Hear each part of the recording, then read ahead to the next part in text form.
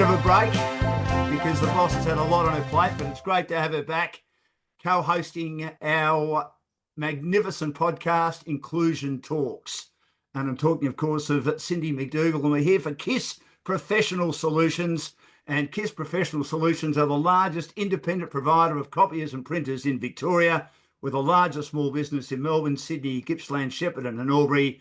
And Albury cater for businesses in Wagga. They offer business phone systems, NBN services, CCTV and security systems. You can get them on their website, www.kissps.com.au. And it's a great pleasure to welcome back to the microphone. We know she's had her own health issues, but she's in great shape. Cindy McDougall, welcome, Cindy. Great to have you with us. It is great to be back. It has been quite a while since we've sat at these desks and had a chat to people. So it's a nice feeling to be back. And for me, who is a lifetime chatterbox, to get to indulge that passion of talking. So I guess we'll get started, Dan. So on today's podcast, we are blessed to have Richard Colman, four-time Paralympian, Commonwealth Games and World Champion Representative, and also Little Athletics Victoria's multi-class ambassador. As many of our listeners from the first season would know, my Little Athletics region pioneered specialised multi-class events in Victoria at a regional level, with 4 events at our region championships held in Warrnambool almost 7 years ago. On that day, we were extremely lucky to have 5 athletes competing, with one child driving over 200 kilometres with his family one way from Melbourne's eastern suburbs to compete. 7 years on, the person in charge of helping to support and build our up-and-coming para-multi-class athletes of the future is a bona fide champion in his own right, Richard Colman. Richard, welcome. Thanks for having me on. I'm looking forward to this great chat we're going to have. It's going to be fantastic. Now, Richard, can you give our listeners a rundown initially of some of your sporting accolades? Where do we start? The main ones is two-time Paralympic gold medalist in the 800 metres in T53 class in Athens and London Paralympics, World Championship gold medal in the 800, Commonwealth Games silver medal, and a few other ones. There's a few other medals along the way. I think we talked about it was like 15 or something like that. But the highlights definitely is a 4x4 100-metre relay in London Paralympics with the rest of the team not able to unfortunately not win a medal during their careers, and they finished their careers on a high. So that was definitely a highlight for me. That's a very, very special one. Can you explain to us a little bit about your disability? You were born with spina bifida and you had a pretty strong can-do attitude to try as many sports as possible from a very young age. Has that impacted your ideals on what you ended up pursuing in your life? Yeah, so I was pretty lucky to be born with my disability. I think most of the people who were born with it have got the same attitudes, and we just go for it. I got into sport very young, and I was always doing swimming lessons. It was part of the life as Australians. We learn to swim. Then I got involved in wheelchair basketball, into tennis, into swimming, athletics. I got involved in athletics during my school, during school athletics days. Just doing, the school just went, right, school athletics day, you're doing everything. 100 metres, shot put, discus, you name it. I even pushed down the long jump pit, tried to jump out of my chair and jumped in the sand pit because that was what the boys were doing, and that's what we did. I probably don't do it now, but back then it was, all right, everyone's doing it, that's how we do it. So that was probably the start of that philosophy of, right, let's do it. How do we make it do it? Why not? And then that was pushed it all along the way. I also played tennis against able-bodied athletes, and we just played normally. Same with everything. Wheelchair basketball in the state league. Swam in an able-bodied swimming squad. So just kept up with whoever you took your position in the group, in the lane, where your ability was, wherever that was on that morning. That was where you kept up, and you had to keep up because no one holds back. Just worked hard and progressed from there. And I always trained in an able-bodied athletics squad. I was pretty much the only wheelchair person here for quite a few years until we recruited a few more in Geelong. And since then, Geelong has been very strong in wheelchair racing. I'm also interested to know too. Sorry, Cindy. I'm also interested to know, Richard. I'm going to fast forward a bit here if I can. Fascinated about this 2007 feat of being a goal umpire for the Geelong Football League, wheelchair goal umpire. Tell us about that. That just sounds sensational. Yeah, I was doing it just to prove it was doable. I got convinced to do it from a few of a few of the goal umpires and a few of people. And my coach at the time, Mandy Cole, was the Geelong umpires fitness coach. Yeah. So she was always down Tuesday, Thursdays coaching them. And so quite often I would go home from training by myself to go via her to report in how the sessions would go or give updates.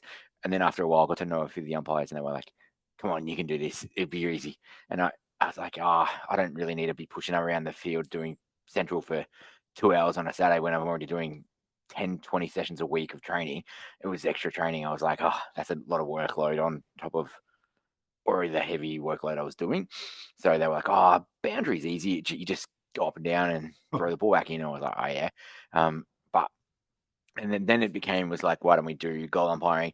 You can get 20 meters from side to side. That's easy.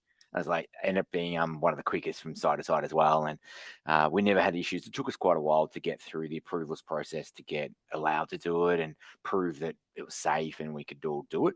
And eventually we did get allowed, and I did quite a few games. I think I got up to, I think it was like 50 games over a couple of seasons.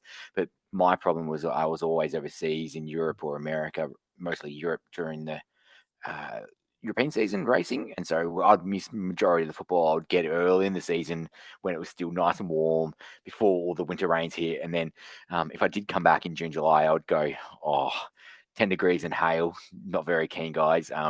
So I'd pick the weekends it was nice and sunny so I could and watch it, and then pick good games, because the games that lost by 100-0, they weren't that enjoyable, and for some reason I copped a few of them. So it was like, yeah, it was interesting, but I just did it to prove. And now Geelong has been a leader in disability Good on 'em. inclusion. They have a whole umpire panel for one game that is fully umpired by people with disabilities. So, and I was umpiring back then. I didn't even need to umpire to fill the numbers. So it was, we had enough umpires with disabilities that we could cover it, and I wasn't needed to be showcased or pushed in and promoted. And it was one of those things where we just do it and moves on, and all the clubs love it, and no club has issues with it, and everyone wants to be involved. So that's part of being in Geelong. Two more questions on that before Cindy takes over again.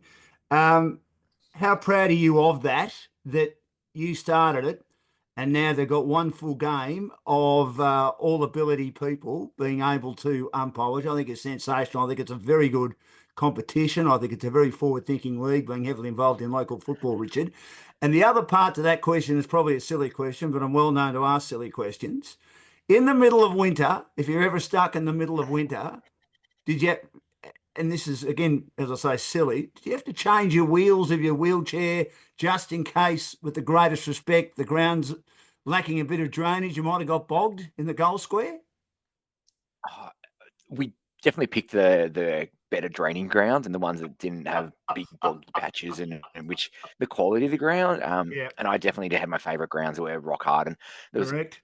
generally this time of the season, until about May, June, and they're rock hard. And so Yeah. I got across the ground quicker than most of the players who were, because if you're in the seconds or like, some of those boys weren't moving very quick. So I was able to move across pretty quickly and get around. So I never really had issues. There was a lot of mud. The days when it was hail and rain and 5 degrees, that was pretty horrible days out umpiring. But I did it, and yeah, it was big progression for disability sport and prove it was doable. Umpiring fully independent, no able-bodied other officials involved. So it was fully independent, and they fully paid, which is what we want to be, is fully inclusive of equal rights and equal responsibilities. So yeah, progression all around, which is really good to see. Do you think that made you become a better person and help you in your coaching, having that, I guess, incredibly inclusive, supportive, opening and chance to be involved in something like that? Do you think that actually taught you something as a person and as a coach? Yeah, moving into coaching, it was one of the things as a senior athlete. I never really had mentors and athletes looking after me and helping me here in Australia. Most of my help when I was racing around the world were the main rivals, like Spanish guys, the French, the Japanese, and I would give them help because I felt that if I gave them help, it would help them race better. Then the whole race would go faster, would be better quality, then my performances would get better and I'll get better results. So we pick each other's brains all the time, and I would be able to stay at their houses in Japan and they'd translate for me and go training, and I'd see their training setups. I'd go train where they work, how they do it. So you learn about what they're doing. So you can bring some stuff back to your own environment to go, right, what are they doing that I could pick and do and get better at? So I had them teaching me and learning that way, but then also seeing what people are doing around the world of coaching and mentoring the next generation of athletes. I started when I was still elite, and with quite a few kids here in Geelong, we were helping them and taking them to training, drop them home because that was the only way they could do it, in my spare chairs, spare wheels, just borrowing equipment and helping them out and getting them up. And we got quite a few up. There was 2 or 3 went to the Paralympics, which was really good to see from a small town like Geelong. And we managed to get them up. Then it was realizing that if you do the groundwork of development, then you get athletes. And that's been the focus for me for always is, all right, you've got to do the hard years of beginners all the way up to elite. You can't just get that champion. Yeah, it'd be great. We all want to coach them year in, year out.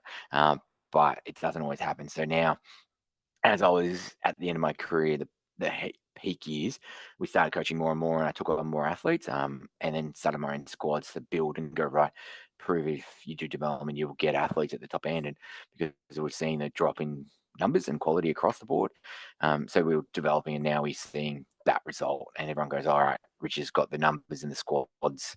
I'm not just wheelchair, I coach ambulant athletes, across the board, cerebral palsy, leg amputees, across a whole range of disabilities are in my group and have been. And it's, yeah, I really enjoy coaching them because you get to help them and develop as an athlete, but also the focus is improving life skills. Are they getting more confident? Are they getting those skills of being able to communicate? Are they able to answer questions? Are they do interviews? Are they able to have that life skill to be able to go on and change their philosophy of going, right, we can go to university. I can get a job. I don't have to live on the pension. Oh, I actually can get a job. Right. That's the expectation is yes. All right. How do we do it? How do we go overseas? Oh, I can go overseas. Oh, okay. How do we do that? And building those life skills to be able to do that. If they don't win a Paralympic medal, that's okay. If they can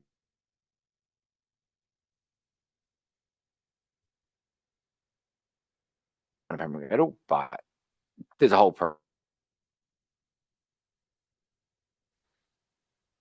We might have lost Richard there for a second, but we'll keep going. Richard Colman is our guest on KISS Professional Solutions, is the sponsor of Inclusion Talks, the largest independent provider of copiers and printers in Victoria, the wonders of modern technology, Cindy. And our, of course, you can get hold of KISS Professional Solutions on www.kissps.com.au. Richard, we've spoken briefly about your career, and you were in a number of world championships, number of Olympic Games. Is one of your coaching philosophies, I suppose, the importance of perseverance, that if you're fairly good enough, just keep going and get the most you can out of your ability, and the more you pursue it, the better you're going to become. And it seemed to be what kept you in great stead throughout your great career. Yeah, I was pretty lucky to have 4 Paralympic Games over my course of my career. Started really well. Lucky that I managed to win the 800 meters in Athens. Shock to everyone as well. It was I was managed to make the final, and then race really smart and tactically really well to come over the top and win by 0.03 of a second, which is not much. But yeah, it was a progression of training hard, and that was my philosophy: is train ridiculously hard. And I had the guys around me to doing that, like Kurt Fernley and a few others. So it was like, right, the expectation is you train 2-3 times a day, make it work. We'll make it, you've got to do it.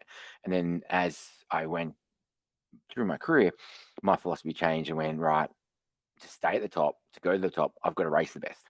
So it was, all right, who are the best guys? I've got to race them regularly to understand, be in race form, we call it. So you've got to be in regular racing and be comfortable with the racing and know what they're going to do. And I got to the point where I knew the American guy would go to the front. I knew the French guy would sit back. It would never be at the front. And you just naturally knew that. And then the odd occasion once every couple of years when the French guy went to the front, everyone was like, what? And what are you doing? And then after the race, it would be a massive joke going, what's wrong with you? What are you doing? And you're able to joke about that and take it seriously because we all got to know each other so well but it didn't mean that you're away 6 months, 8 months more of the year traveling by yourself, often going race to race, doing what you had to do to get those results. And if there was guys going to a race, I would go, right, that's where I'm going. All right.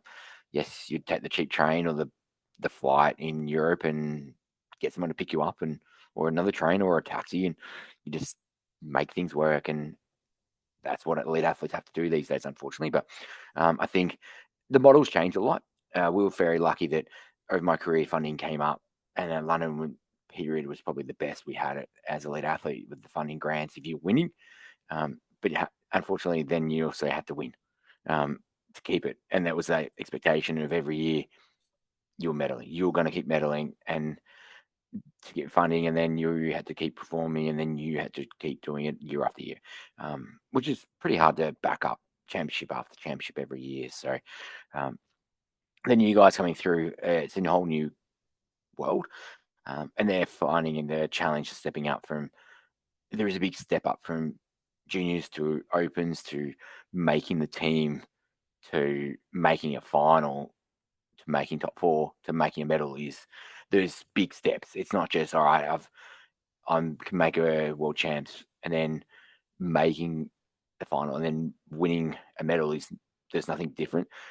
There's a fair bit of difference. If you can make the final, you're 4th to 8th, you're in it, but you're not, particularly in the wheelchairs, the 800, 1500, 5000. You could be just a passenger really the whole race, and you're in the back, and then you're not really in contention of the race. Yes, you're 0.5 of a second from the win, but in that race, in that situation, those boys who are medaling are a big step up quite often. And I think it's been fantastic to see the growth in that space. I know when I first became involved in the parasport, even at national level, you'd be lucky to see sometimes 6 athletes in the events. And it was so frustrating because it was the same people competing against the same people in the same events all year round.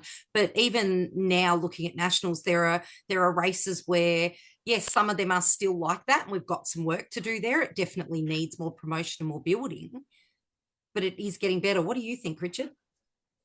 Yeah, sports changed over the years, and it went very high performance. So really, the only ones who were competing were the high performance ones, because in the past, when I started, it was very participation based, and that model where it was a pyramid. You had the big base, and out of that, hopefully, the athletes would come, and then the medalists would come.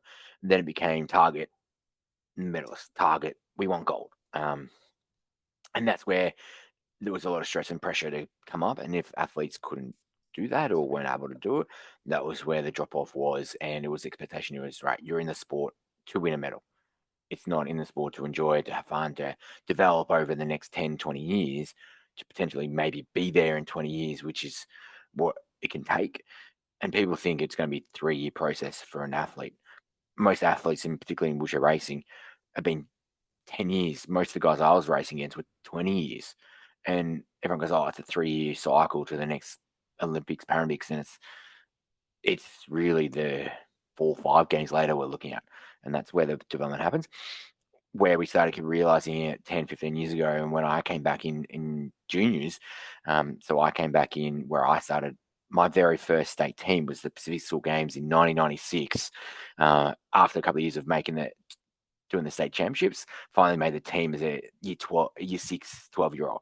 And so now I've come back in there as an ambassador for there and run all the multi-class for Victoria. We've gone from really only a few kids at state championships, now having qualifiers and regions with qualifiers to make to states, to have 100 kids last year, that 10 to 12-year-olds competing across all disability classes, wheelchairs, you name it.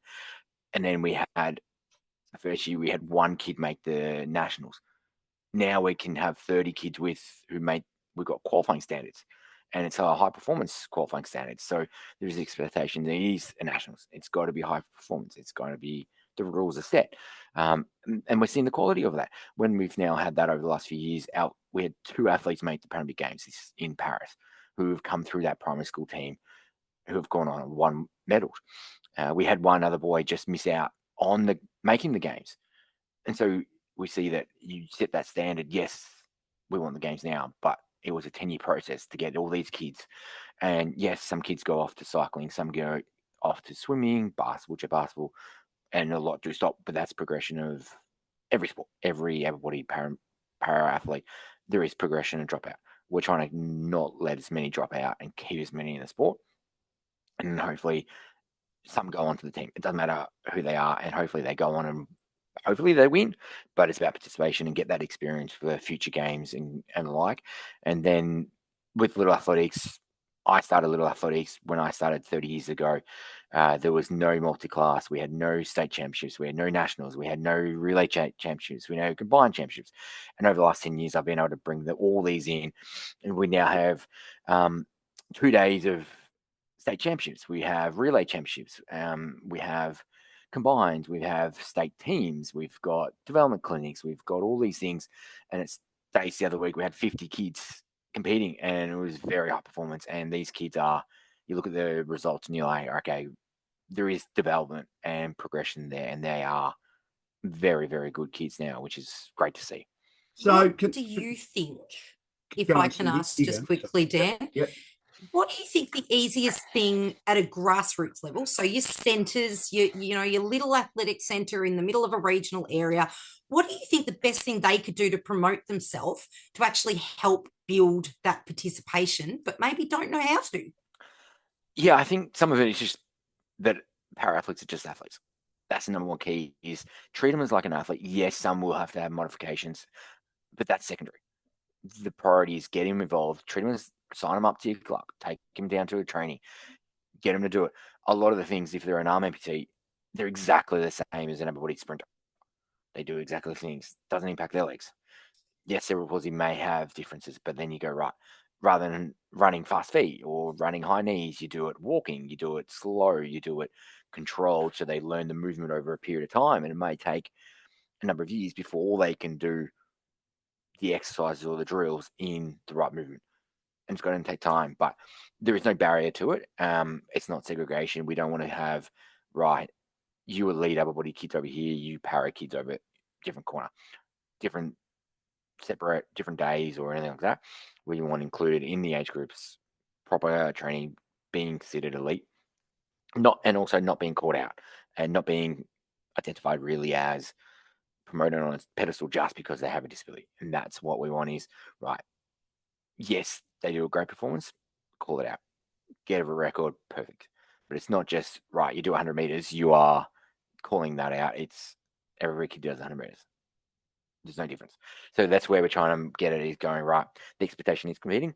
When 20% of the population has a disability, trying to get 20% of the members have a disability should be the main goal, but it shouldn't be forced. It shouldn't be, you have to do it. It's not there to it.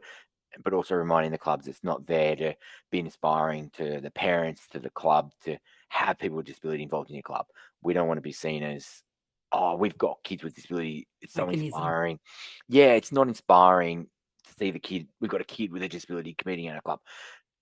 It's not tick box. It's not, we have to include kids with a disability, so we are. And that's just ticking the box and we're moving on. We want to be totally independent and meaningful and respected across the board from all levels going forward. Richard Colman is our guest. He's a 7-time Paralympian medalist. He's a gold medalist. He's also a world champion gold medalist, Commonwealth Games medalist as well. And he's now a leading coach. And he joins us on Inclusion Talks with myself, Dan Lonigan, and Cindy McDougall for KISS Professional Solutions, the largest independent provider of copiers and printers in Victoria.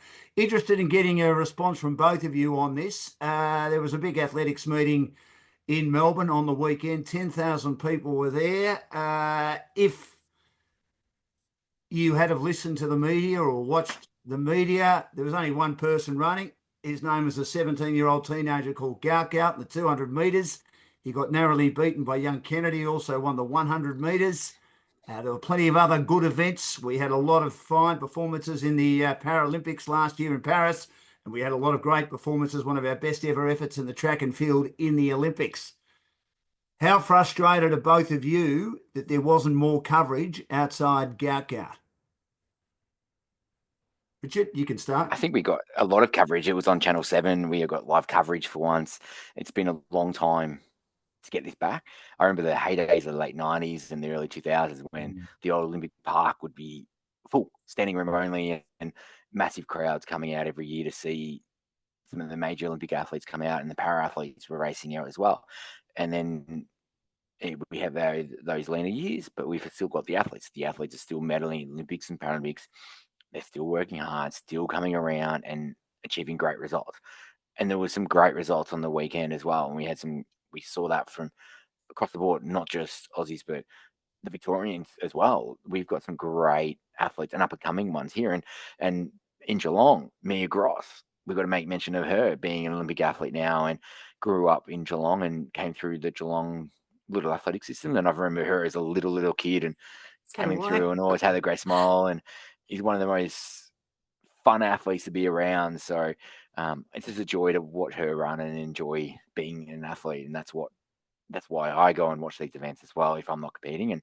And we had wheelchair races in Sydney the other week, a men's wheelchair 400, and the women's had a 100 meters. So I had two of my squad members up there. So two of the athletes in the wheelchair 400 were part of my squad, which is a great result from our group. What do you think, Cindy?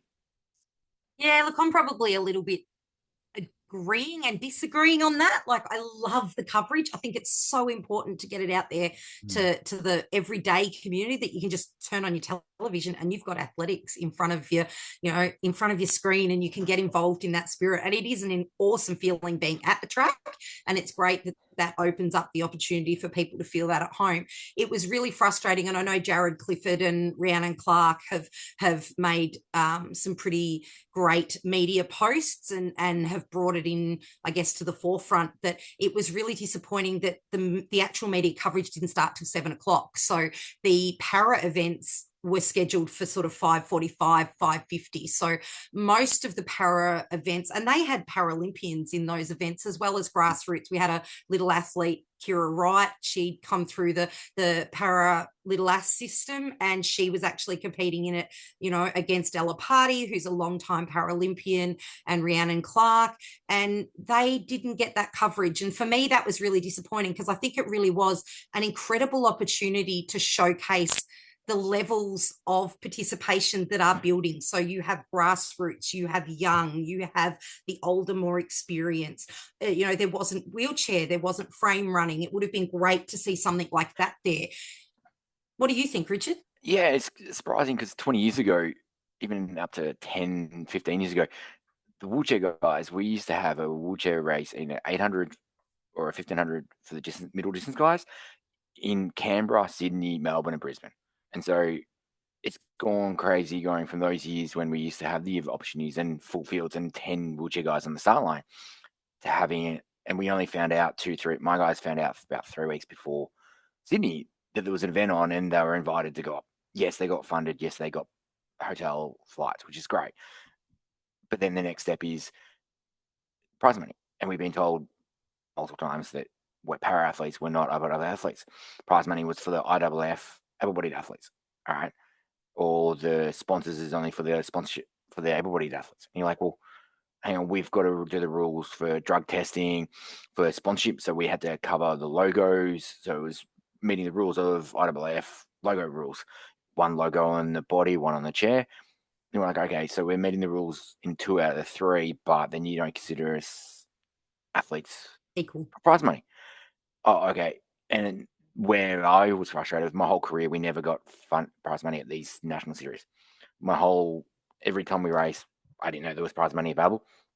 Then once we finished and I've been coaching more and more, it's hard as a coach to see that there is 18 able-bodied events, 2 para, and you go, why can't they get prize money?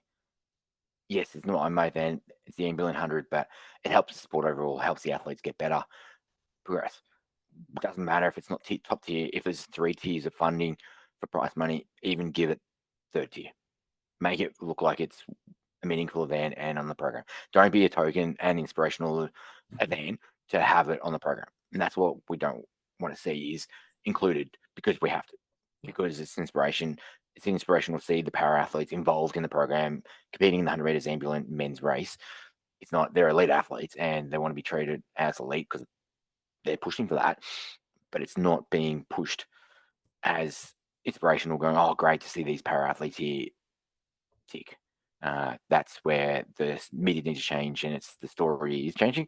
And I can't wait to see what happens in the future because we've got some great kids coming through in all events, and it'd be great to see opportunities across the whole series for the long jump, the shot putters, the distance athletes, because a lot of them miss out that we would love to be able to see and promote. And they've got some great stories, they're great personalities, and we want to hear those stories. I must admit, I had quite a giggle at the start of the coverage of the Murray Plant Meet on the weekend because it was referred to as field and track. And, you know, a lot of the people who are field athletes feel like they are missing out something terrible on the coverage. So I had a silent little giggle to myself of it being referred to as field and track. So, you know, I'd love to see a day where, you know, we are seeing a Para 100 mixed in with the able-bodied races, and that they're given equal billing, and that it's part of a great progressive program, and it's got coverage.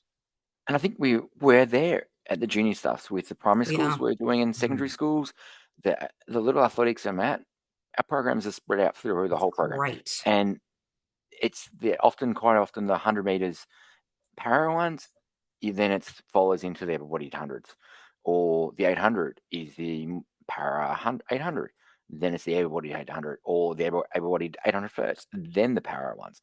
And so there's not jumping around all over the place, and it's not just a separate one random 100 when there's no other events on. It is race after race, and it's just another event on the program. And everyone sees that, and that's why I love the junior stuff so much, because it's treated as opportunities. And we're not putting events on just to tick the box. There is depth across the board. We're getting full events, 8 kids, filling all the lanes. In the field events, it's full. Long jump, we're getting 8 boys, 8 girls in the long jump, which is where we want to see the depth. Where we seem to be falling away is the senior level here. Around the world, we seem to be doing all right. The wheelchair boys have got a really great circuit in Europe, can race quite regularly. I used to race the Diamond League, and it was equal, like, respect. Used to be middle of the programs, 1500 in Zurich, airfares, accommodation all covered, and you're invited to that if you're in the top 8 in the world rankings. So there's been inclusion for years. It's not a new thing. It's not a how do we do it? How do we make this work? It is something that's so easy and to do, and it's not a big scary thing. We should just be doing it, and it's for the future of the sport, which is what we want.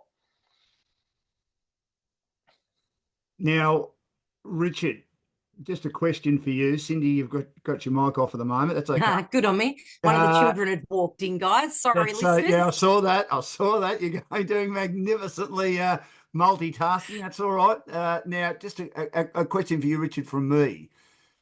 You competed 200, 400, 800, 1500, and you've obviously also coached as well. How different is preparing for those events and then coaching those events? Can you give us a little bit of a sort of background on that, please? Yeah, so majority of my career, I was more the 400, 800 athlete, and then progression with the 15 was a dream and what we wanted to do, because in the wheelchair racing, that's the blue ribbon event of wheelchair racing, because it is the one that is at Diamond Leagues around Europe. It used to be at the Olympics as a demonstration race, at a few other ones, and it's included in Commonwealth Games.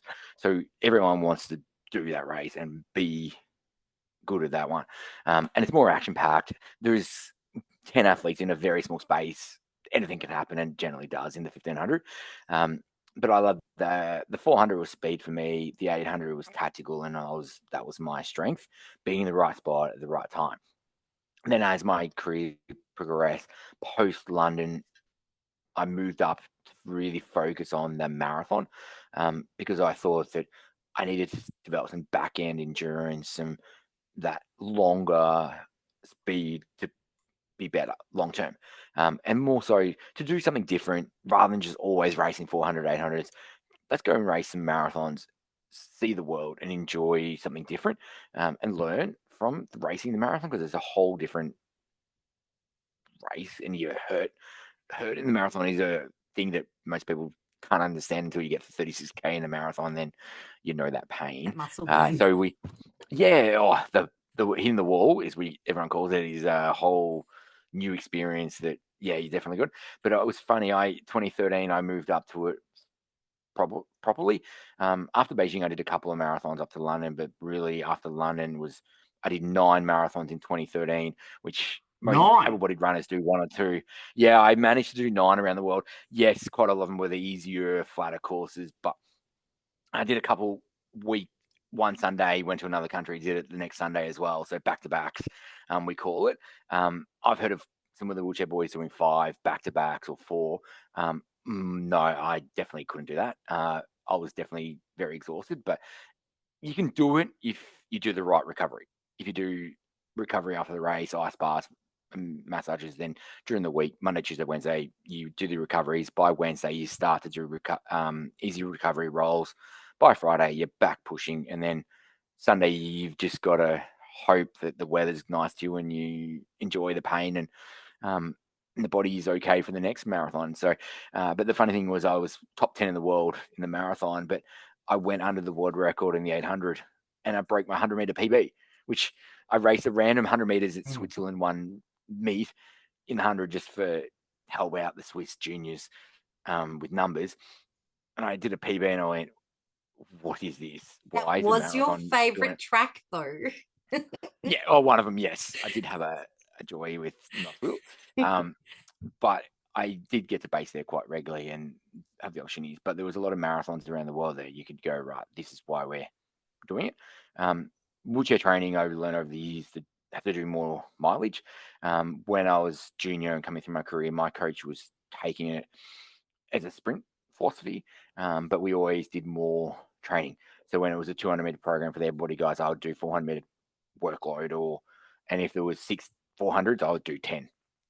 So I'd do more, and sometimes less rest, and do more. But as the career progressed, it just got more mileage. Work smarter. Yeah, up to 30K pushes, the thresholds, the long intervals moved out. And then post-London, it really did go out into a lot more the 4-minute to the 10-minute intervals. And I think that 4-minute interval workload really did help me that 2013, 2014 into it. And I believe that now with all my athletes, we're doing a lot of that, and they hate it. They just see the 4s or 6 minutes on the 6 minutes on the program. We call it the devil's set, and they hate it when that turns up because it's never an easy one, but it builds the base power and speed to be able to go hard for a long period of time, particularly in races, and go for it. So we do them, and we do it by controlled heart rates, and we do more mileage, and they're doing more mileage than I used to do. That's for sure. I know Dan is really keen to speak to you about a certain event that you did over in Bolivia, so I will throw to Dan. Yeah, well, I will do that. Well, I'll just let everyone know that Inclusion Talks is back in 2025 for KISS Professional Solutions, www.kissps.com.au, the largest independent provider of copiers and printers in Victoria. And the reason, Cindy and Richard, I wanted to get into that was because Richard talked about that unbelievable schedule of 9 marathons in a year. Was that before or after, Richard, you decided to do the 64-kilometre death road trip in Bolivia, where I had a look at that. I thought, I've got to have a look at this because I like to run, and I had a look at it and I said, you could pay me $1 million. We all love our money, and I would still say, no, thank you. Tell us about that. Yeah, so the marathons was 2013, and during that year, I raced 47 days I lost track of how many countries. There was one point I raced 4 days and 7 days in 4 different countries, US and back to Switzerland, France, I think it was, or in England. And it was pretty wild because at one point I raced in America, Atlanta on July 4th in the morning, got on the flight at lunchtime, went to Paris, got there the next night, raced the next night in Paris, and then went somewhere else the next morning after that. And you're like, which day is it? Where are we racing? But my body was actually handling it really well, and I was training better than I've ever done. And I was training with the boys around the world, and they were just like, "We can't. Why? How are you doing this?" Like they were shocked. But yeah, it was. I'd done all the work. I got my body ready, and I was race fit, and that's what got me there. But I actually part of the journey around the world was I had met a travel reporter and Lonely Planet at the time, and she had been doing adventures around the world, and she was like, "You got to do stuff like because quite often athletes we go into a race, you go to a city on the Thursday, Friday, you train, go to hotel, go to food, go to sleep, and you literally race Sunday. You either fly out Sunday night or Monday, and you don't see anything. And for years, a lot of athletes would do that. But then post Beijing or around then, I started going, no, whenever I go somewhere, I'm going to have a look around the city for even half a day or a morning or a Enjoy full it. day of touristy. Tick the city off, see the sights, really make the most of it, really appreciate the value of being in New York or London and seeing the sights and doing what we can. And so then we started doing other stuff in other cities and end of season trips and going, right, where can I go for a holiday? Right, we'll leave my racing chair in Switzerland, go off and do something wild. I did Anzac Day one year. I went to Russia before. Yep, I wouldn't do that now, but I went to Russia and all these places. Like I did the Egypt cruise on the Nile, and yeah, I've done some really cool things, tick off the list of things to do. But yeah, she told me about that. You can do mountain biking down the death road now, and I went, oh yeah, surely. How hard can it be? I didn't realize it was going to be hard because she wasn't an athlete, and she'd been in hospital about 50 times around the world, and really bad things have happened, and she managed to not crash or die in Bolivia. So I was like, all right, if she can get through it, I'll be fine. So post Commonwealth Games in Glasgow, I came back to Australia. I'd been injured, had a cortisone to the race. I was like, well, I'm already injured. Part of your contracts, you couldn't do anything dangerous during the season because you didn't want to be out of championship. So we're like, all right. And so I did a couple of days skiing at Falls Creek, survived that, and then headed off to South America where I went Peru, Bolivia. I went to Machu Picchu, and then went across did the Death Road, and had a tour company of mountain bikers, and they went, yeah, let's do it. So we had my race chair and pushed 64K for 5K down the gravel road, and it was 1,000-meter drops off the side and was very narrow. And I was like, No. there's not much braking here, and there wasn't much gap everywhere. But what got me a bit worried was I got into Peru in Lima as my first stop on my holiday in the hostel. I turned up and there was people with bandages, broken limbs, broken everything. You're like, okay, what's happening? They're like, Questioning. they'd been up to the death road and there was all these injuries from it. And you're like, oh, wow. People were just really damaged. And you're like, okay, maybe this is not safe. And what was even scarier was that week a girl from France missed the corner and went off the edge and died as well. And they found her body 200 meters down the edge. And you're like, okay, this is a bit serious. And my tour company was one of the first to get there and have to abseil down and get her out, unfortunately. So they showed us what happened. And yeah, you quite easily can miss a corner and it's gone. So I took it very safely. I didn't go fast. I didn't push fast. I didn't do nothing silly. All I was doing was enjoying the experience of going, don't die, which is pretty funny. But it made some really cool photos. I've got some amazing cool photos of this experience of going down it in a race chair. So I wouldn't do it again, but I'll do something different. So if anyone out there is listening, got any challenges they can do, shoot them through, and then everyone's got some funding. I could do with some funding to be able to go and tick some things off around the world. So there's a few things on my bucket list that you go, right, let's have a go at this. How bad can it be? Sorry, Richard. So were you scared and the strides were okay during the race? You know what I mean by that, don't you? Oh, I was fine. I survived. I didn't mind it. But it was funny because I was so fit that there was a couple of uphill sections, and I actually managed to push past all the backpackers who were on mountain bikes because they didn't handle the altitude at 4,500 meters up, and then having to do it all, and I was going, yeah, let's do it, boys, let's go. And then the tour company guide, he went off with me, and we just cruised ourselves. And then I got to the bottom. I was like, yeah, I'm done. I was cooked because it's so rough and gravel road and bouncing around for hours and hours and hours of just rough, feeling the vibrations of the rocks and trying to brake and concentration of braking and steering and not crashing, As mentally not going over taxing the as edge. physically. Yeah, and there was a river, and they said it was it was a little creek, and next minute it's up to my knees going through in my race chair and covered half my wheels, and they're like, yeah, this is a bit deeper than we thought, guys. Yeah, and there was a waterfall at one point you had to go through, and which is pretty funny. Like, so I've got a cool picture of going past a waterfall in the race chair. So, yeah, because you don't get that on a normal marathon. So No, of no course other not. race has these experiences. So you've got to go and do that and go, right, yeah, it can be done. It can be done. You're a You've And brave run man, with it. Richard. You're a brave man. Oh, a bit of holidays while you're young and a bit of fun. On that, you have traveled the entire world. You have been involved in so many incredible events, both personally and in your sport. Paralympics, what was it like going to your first ever Paralympics? And if you could pick one event, personally or sports wise, that you hold as your utmost favorite, what would it be? Oh, there's so many amazing experiences, but Athens was a bit weird.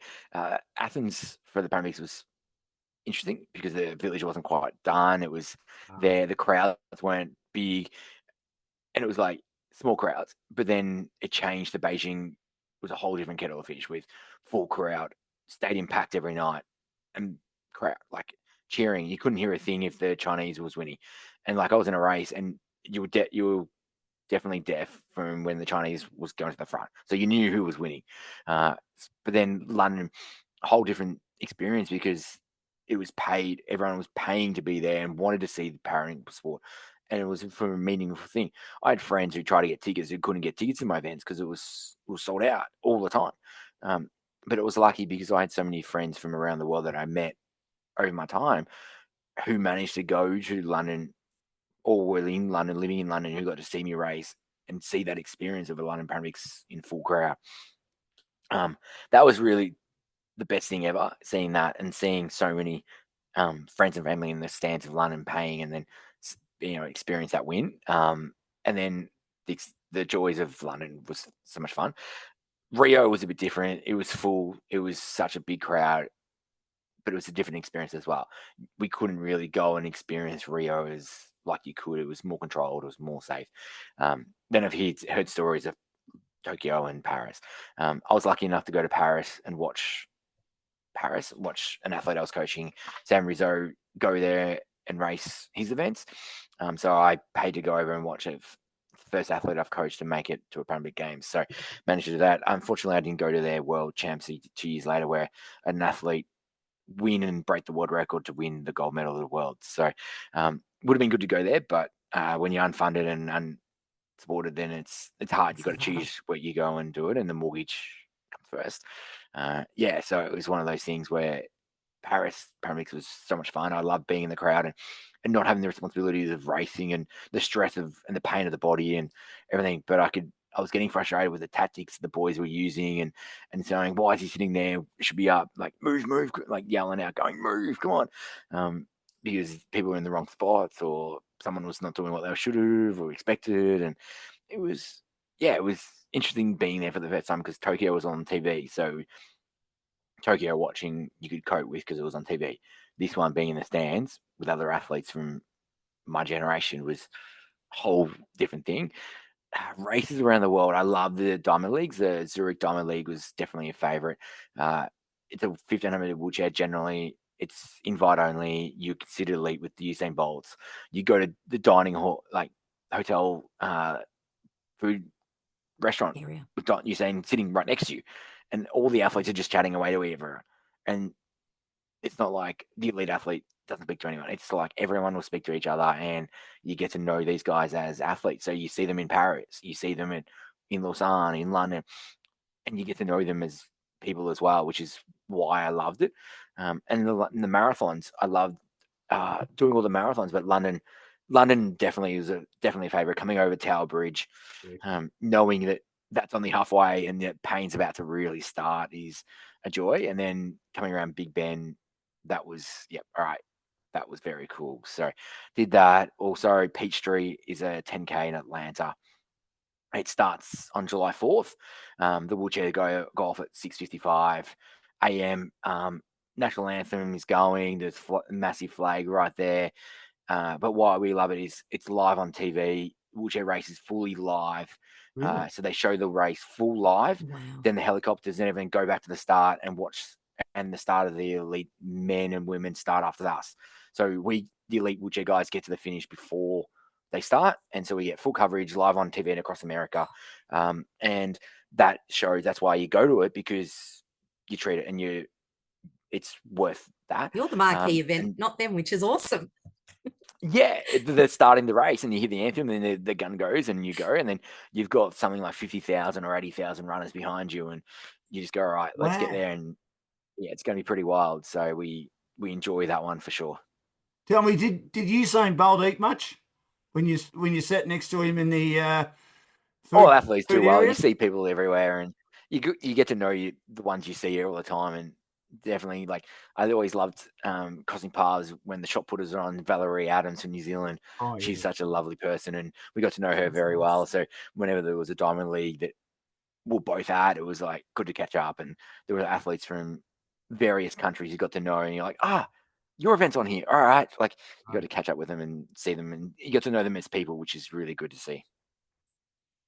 You have a crazy busy life. What are some of your personal goals for the future? You're at a great point where you've got a great career, great partner, things are pretty settled.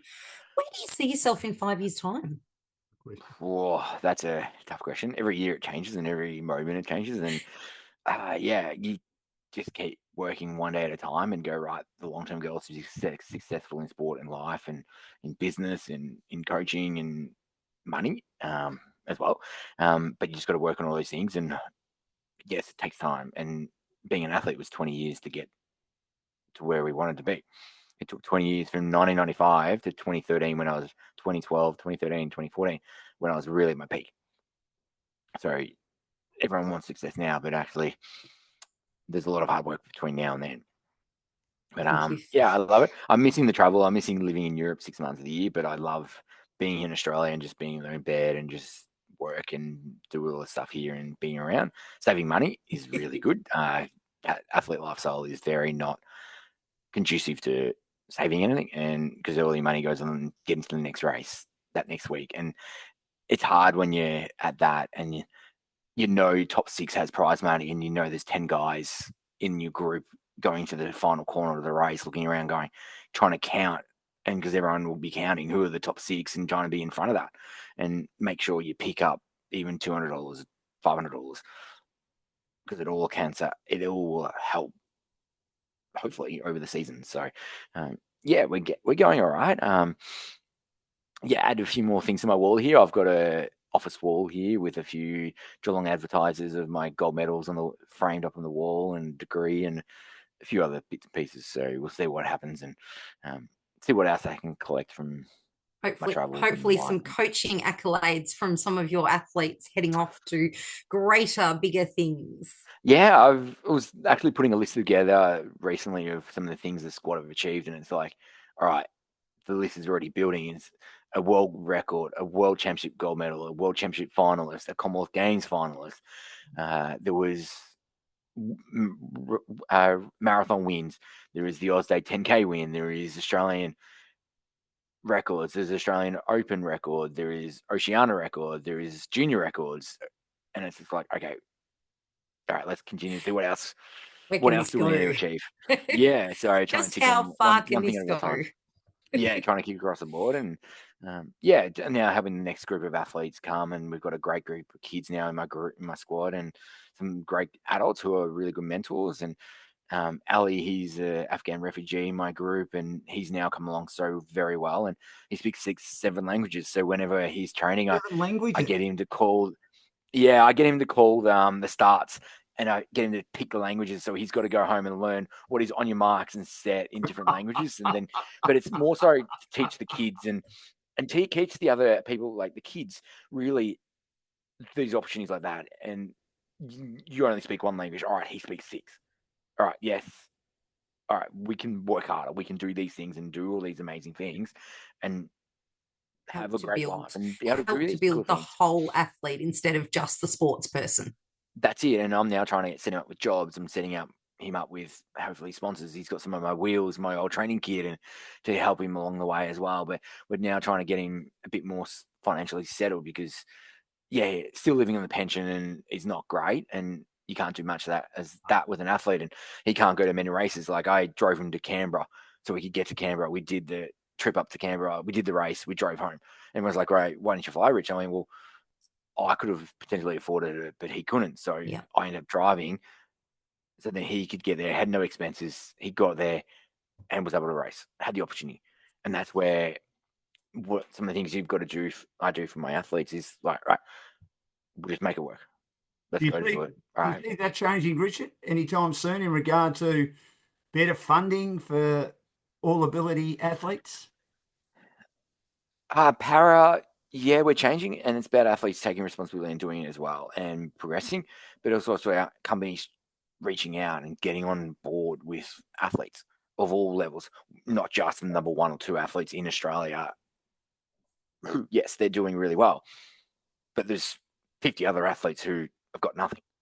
So we need those athletes having something, and every dollar helps, and have them be able to afford life and not be on a pension and be able to afford to be a full-time athlete. And because that's the reality is a lot of athletes can't be a good athlete or can't achieve what they could because they got to go work full-time because they've got to be able to have the house. They can't afford a house because they're spending all the money elsewhere. And that's where the reality is. It'd be great if I would love to see more athletes be able to be an athlete, to be able to achieve everything they can and then still have money to be able to live and rent, mortgage, whatever that may be, and then not have to work 2 jobs or quit sport to go and do their full-time work, which is what you see. That's the biggest drop off in athletes in para is athletes can't afford it. So then they go, oh, I can't do it. And then they stop because they ain't go and have to go earn money. And that's, we want to change that. So if any companies out there want to back some athletes, we've got some great athletes who we can connect with and really get involved into helping them, and they can do some great marketing things. There's so many cool things athletes can do in marketing, and it's not just give them money and then never see them again. Athletes can do 1,000 different things to help promote.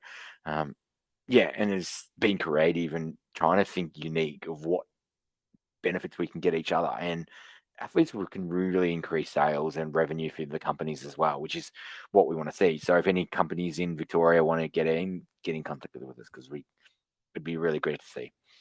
I think it's something that I've always really respected in Richard, Dan, and that is his passion for building the whole athlete, not just the sports person, as I said before, but also his passion for building opportunity and finding ways to build opportunity and finding ways to get athletes in. Because for every para athlete that you see, there are 5 that have dropped out of the sport. There are 10 that have dropped out of the sport because they can't afford to compete, or they can't afford to train, or they can't afford the equipment. And, that's the real shame in it, that you're looking at one brilliant para athlete, not necessarily Paralympian, but para athlete. Yes. But there are so many others that still miss out on that opportunity because there is still that lack of support and funding. It's definitely building. There's been some great government incentives, and businesses are getting on board. And as Richard said, it'd be great if more would. But I think that is such a huge thing. In closing, Richard, if you could go back in time and give your younger self some advice, what do you think that advice would be? I love these questions. Oh, there's a few things. I wish I was told to put more away or save earlier. Because I saw like Kurt Fernley's Matt was able to do it and save, but he got a lot more sponsorship and prize money. And he was doing it after a few years when he got successful. He was putting a lot away into share market and property and stuff.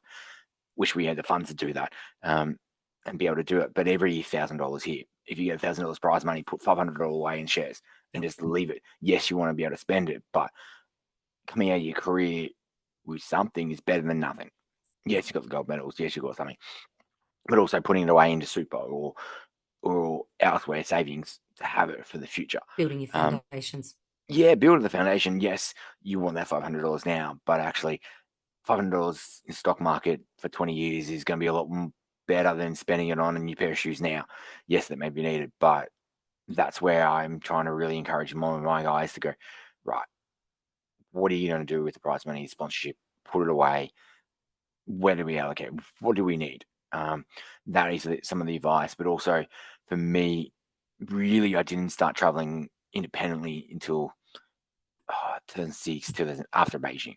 2009, I did 6 months in Europe backpacking as a backpacker to enjoy life. And I raced. I just went from race to race and took 2 weeks off here and there, went to Russia, came back and did a race, went to Istanbul, came back and did a couple of races, training with the French or wherever I went. And I picked the races that I wanted to do, never done before, never will do majority of them again.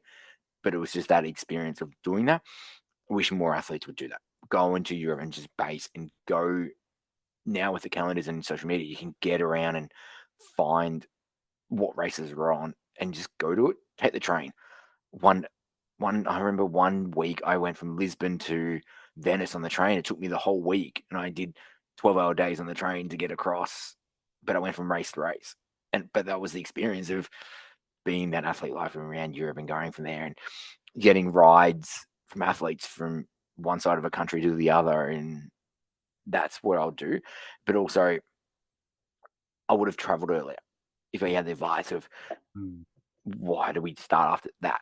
Why wasn't we doing it from younger? But that was probably the best thing. And then really make more of it. Don't come home because the season's over or you're out of money. Stay to the next race. Keep going. There's another race on. All right, keep going to it. Don't cut the season short in July. There's races all the way to November.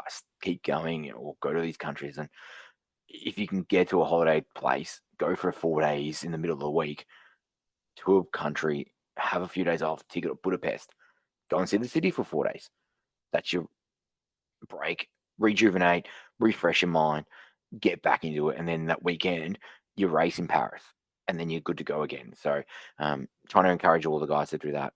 I think sport can become all encompassing. And I think when you're in, especially when you get to that elite level, the focus can shift very quickly to this race is this, and this is this, and this is this. And as you've said, there are so many incredible experiences that you can actually incorporate if it's that little bit of smarter thought around, that little bit of hey, I need to work on me as well as the sport. And I think it would benefit a lot of athletes in their sport to I guess have those experiences. And I can definitely say for you, it's definitely made an incredible story that we've been so blessed to hear today. Dan, if you're happy for me to wrap up, have you got any other questions you'd like to ask before we wrap up? Just one very quick one. What does the AM mean to you? Oh, that's huge. I started with an OAM from winning gold in Athens, and then it's become AM and for service to sport and helping develop the next generation, which is it's important because the kids are the future of our sport in Australia, and we need to develop because, that's what Australia's built on is sporting success. So, trying to help as many kids to achieve their dreams. Every kid's got to hopefully can achieve something, and that's what we've got to work out. What can they achieve? And I spend a lot of time having one-on-one calls with athletes, sitting down and having video calls going, right, what is your goals? What are they? How can you achieve them? And then working through goal setting with a lot of people going, all right, what are you doing about it? What have you done the last month? Oh, nothing. All right, that's why you haven't achieved anything. Richard, appreciate your time. Cindy, you can wrap that up. I'll just quickly wrap up the sponsor, KISS Professional Solutions, John McEncrow and the crew. Great to have them on board. www.kissps.com.au, the largest independent provider of copiers and printers in Victoria. We're the largest small business in Melbourne, Sydney, Gippsland, Shepparton and Albury. And the Albury office will deal with people in Wagga. They offer business phone systems, NBN services, CCTV and security systems. And they're based in Carrum Downs in southeast Melbourne. It's been a delight, hasn't it, Cindy? It certainly has. Thank you so much for being a part of the podcast, Richard. We really appreciate you taking the time to help build the profile of disability sport. Cannot wait to see your squad grow and not just their successes, but yours as well in the coming years. And just so incredibly grateful that you shared your story with us today. Thank you so much for having me, and I can't wait to help everyone achieve their goals in sport and life. And this is the Thank first you. of many for Inclusion Talks. We look forward to the next one next week for Kids Professional Solutions. Thanks very much.